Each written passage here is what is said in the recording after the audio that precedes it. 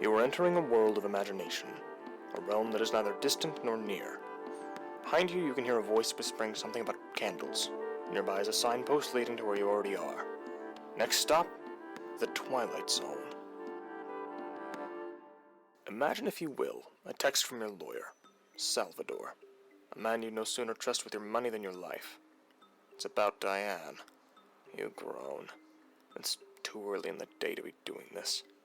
Back to Salvador. He's a man between occupations, between worlds, living in one as a man of knowledge and another as a trickster. The road he walks.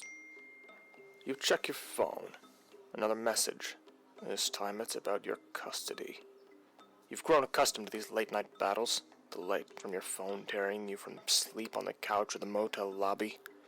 You would love to stay somewhere else, but as it turns out, presenting worlds of fantasy and whim can't quite pay the bills. It's almost like you can't always live life in the Twilight Zone. Anyways, back to Salvador. Yes, Salvador. Picture, if you can conjure the energy, a gambler's den. At one end, the dark and unknowable. On the other, Salvador. He plays his cards as haphazardly as a man minutes from death, which, for all he knows, he could be. Little is he aware that at this very moment he is further from the Reaper than he could possibly. It's your bank. They're messaging you to tell you that a card you don't recognize has been declined. Oh, great. You knew it was a bad idea to stay in Vegas, but where else could anyone fly so highly, feel so alive? Now you're stuck 3 miles south of Caesar's Palace without a dollar to your name. Of course. This is absolutely part of the story. Absolutely part of the sad story of Salvador.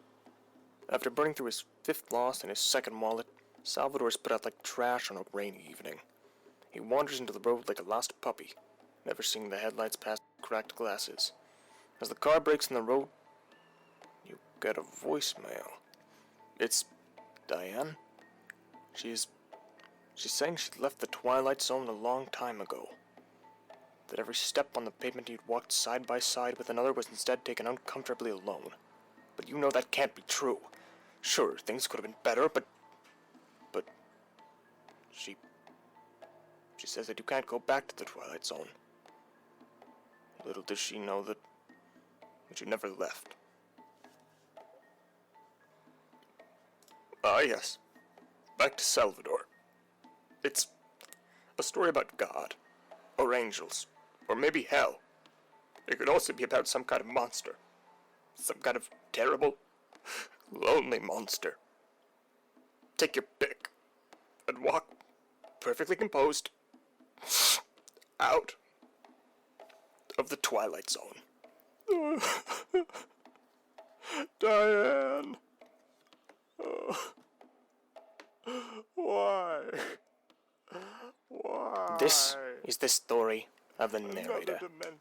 A man desperately clinging to the edges of his life, insistent that anybody else could be the why he sees in the mirror every day, like a caged rat who dreams of the outdoors. As you look left, then right again for the 3rd time, you see an off-ramp. It leads to New Mexico, out of the Twilight Zone.